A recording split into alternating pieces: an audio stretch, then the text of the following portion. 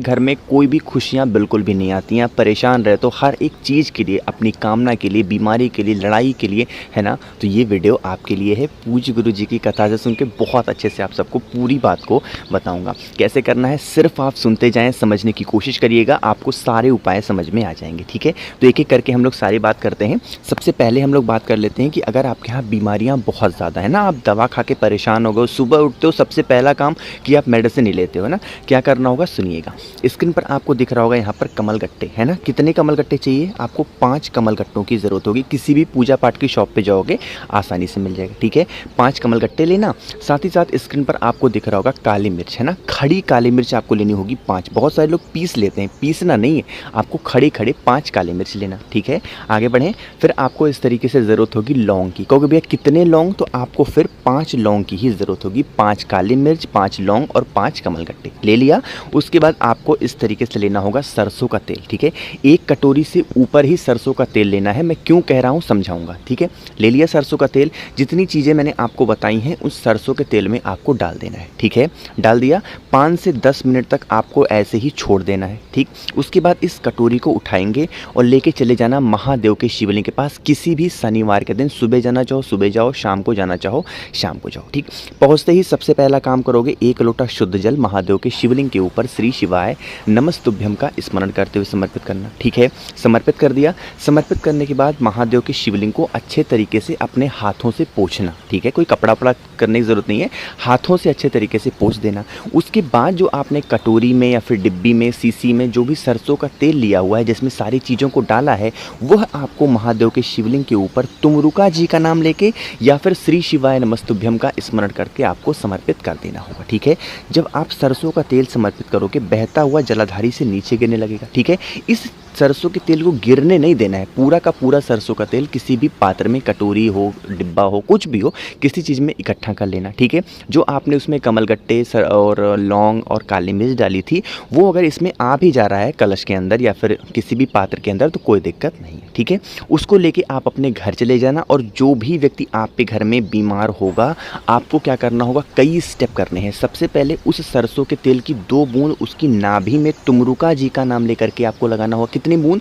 2 बूंद उसकी नाभि में तुमरुका जी का नाम लेके लगाना होगा। और साथ ही साथ जिस भी उसके शरीर के अंग में बीमारियां होंगी, जिस भी शरीर के अंग में, अब बहुत लोग कहेंगे भैया हमारे हार्ट में प्रॉब्लम है तो कैसे लगाएं? अरे हार्ट तो हमारे बाएं साइड होता है ना, लेफ्ट साइड। अब खोल के तो लगाओगे नहीं, है कि नहीं? तो आपको बस ऊपर से ऐसे ही सहला लेना है उस तेल को।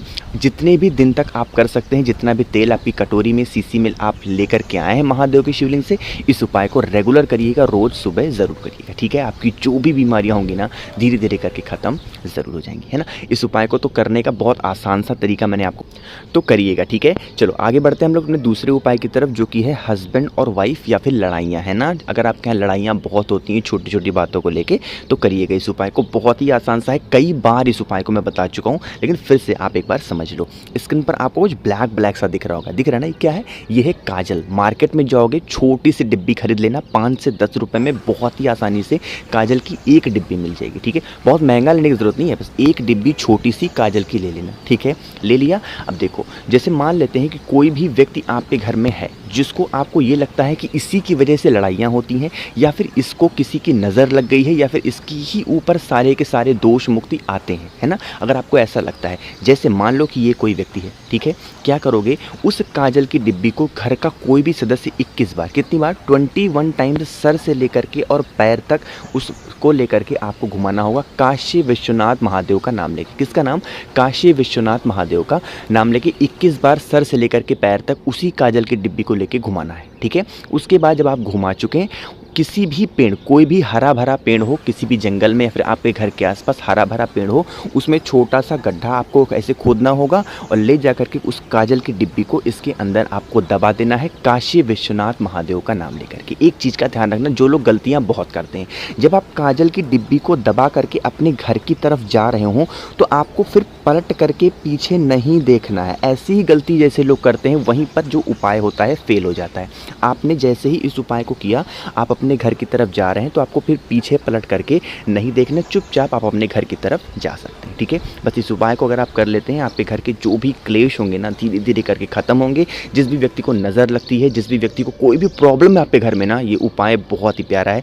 बस नाम याद रखिएगा, काशी विश्वनाथ महादेव का। ठीक है, 3 उपाय की बात हमने यहाँ पर कर ली है। आखिरी उपाय की बात करते हैं इस वीडियो में। अगर आपकी कोई विश मनोकामना अधूरी है, पूरी नहीं हो पा रही है, तो क्या करना होगा लेकिन बताऊंगा। अब आप कर दीजिए वीडियो को लाइक। आवाज़ जो भी लोग पहली बार सुन रहे हैं, चैनल को सब्सक्राइब ज़रूर करिएगा। ठीक है, देखो बात करते हैं मनोकामना पूर्ति के लिए। जितने भी लोग परेशान हैं अपनी मनोकामना को पूरी करने के लिए, है ना। अब ये वाला जो उपाय है ये है गेहूं वाला उपाय। ठीक है, तो सुनिएगा कैसे करना होगा। सबसे पहले क्रम समझेंगे, नियम समझेंगे। स्क्रीन पर आपको दिख रहे होंगे यहाँ पर चंद्र देवता दिख रहे हैं ना। तो चतुर्थी के दिन शाम के टाइम पे जब चंद्र भगवान के आपको दर्शन हो जाएं तो इनको आप 1 लोटा जल समर्पित करेंगे, इनको चढ़ाएंगे। ठीक है, चढ़ा दिया। चढ़ाने के साथ साथ अगर आपको एक सफ़ेद फूल भी मिल जाए कहीं से साथ में, तो उस जल में सफ़ेद फूल को डाल करके समर्पित करेंगे। इसका एक अलग महत्व माना जाता है। ठीक, पहला काम पूरा हो गया। अब देखो, जब चंद्र भगवान का सारा पूजन पाठ आप कर चुके हैं, उसके बाद आप नीचे चले हैं अपने घर के अंदर, जहाँ पर भी भगवान गणेश की आपके घर में फ़ोटो, मूर्ति, प्रतिमा लगी हुई हो, है ना। उसके बाद आपको सबसे पहला एक चीज़ का ध्यान रखना है कि भगवान गणेश को दूर्वा बहुत प्रिय है, तो 5 दूर्वा रख लेना, कहीं से भी लेकर के। छोटी लेना हो छोटी ले लो, बड़ी लेना हो बड़ी लेना। ठीक है, ले लिया। इसके साथ साथ आपको चाहिए होगा कोई भी अनाज का दाना, चाहे तो आप गेहूँ ले लें, चाहे तो आप चावल ले लें, चाहे तो आप बाजरा ले लें। कहने का मतलब जो भी चीज़ें अनाज में आती हैं वो आपको लेने होंगे। ठीक है, आज के टाइम पे गेहूँ आसानी से मिल जा रहा है, तो इसलिए मैं गेहूँ बता रहा हूँ। ठीक, चलो गेहूँ लेना। उसके बाद ये भगवान गणेश के पास में आप सबसे पहले काम करोगे, एक आसन बिछाओगे, वहाँ पर बैठ जाओगे, है ना। बिना आसन के नहीं बैठना। ठीक, उसके बाद दूसरा काम क्या करोगे, दूसरा काम करना होगा, एक आपको घी का दिया, गोल बत्ती का, लंबी बत्ती नहीं, घी का दिया, गोल बत्ती का सबसे पहले भगवान गणेश के सामने प्रज्वलित करोगे। ठीक है, प्रज्वलित करने के बाद जो दूर्वा वगैरह आपको समर्पित करनी हो, पूजन पाठ करनी हो, समर्पित करना। और दूसरे साइड में जो आपने एक कटोरी लिया हुआ है गेहूँ, उस एक कटोरी गेहूँ को भी आपको वहीं पर रख देना है ना। भगवान से पूजन अर्चना करनी है, कुछ मीठे का भोग वगैरह लगाना है तो वो भी आप लगा लेना, पूजन पाठ कर लेना। उसके बाद ये जो गेहूं की कटोरी यहाँ पर आपने रखी है, जब पूजन आपकी समाप्त हो जाए, इसको उठा करके किसी छोटी सी डिब्बी में आप स्टोर कर लें, रख लें, है ना। उसके बाद जब भी कोई भी व्यक्ति आपके घर का, लेकिन वो व्यक्ति आपके ही कुल का होना चाहिए। ऐसा नहीं कि मौसी का लड़का हो, काका का लड़का हो, चाचा का लड़का हो, नहीं, आपके ही घर का कोई सदस्य हो, चाहे आपके हस्बैंड हो, आपकी वाइफ हो, आपके सास ससुर हो, कोई भी हो, आपके ही घर के होने चाहिए। जब भी वो किसी भी काम के लिए घर के बाहर जाएं तो उनमें से निकाल करके 2 से 4 दाने आप उनको दे दें, उनकी पैंट के जेब में या फिर उनके शर्ट की जेब में आप डाल दें। वो जिस भी काम के लिए जाएंगे ना, भगवान गणेश उनकी सारी मनोकामनाओं को पूरा करेंगे, उनका कोई काम रुक ही नहीं सकता, है ना। फिर जब वो घर वापस आएँ, अगर गेहूँ के टुकड़े, गेहूँ के जो दाने हैं उनके शर्ट में, पैंट में बचे हुए हैं, तो उनको आप निकाल, कहीं गिर जा रहे हैं तो उसकी दिक्कत नहीं है, टेंशन मत लो। अगर बचे हुए हैं, जब वो घर पर वापस आ रहे हैं तो उनको निकाल करके किसी चिड़ियों वगैरह को डाल देना। जो भी व्यक्ति इस उपाय को, गेहूँ वाला उपाय कर लेता है ना, भगवान विघ्नहर्ता उनकी सारे विघ्न को दूर करते हैं, सारी मनोकामनाएं पूरी ज़रूर करते हैं।